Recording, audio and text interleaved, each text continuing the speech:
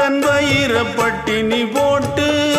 என் உயிர வளர்த்தவளே, தன்னந்தனியாயிருந்து என்ன கரை சேர்த்தவளே, நோயாலே நான் படுத்தா நோம்பிருக்கும் ஆத்தா, தீ மூண்டு தீர்ந்திடுமானம் கணக்கு ஆத்தா, பெத்தவள தள்ளி வச்ச பாவத்துக்கே பக்கம் வந்து கொள்ளி வைக்க கூடலியே,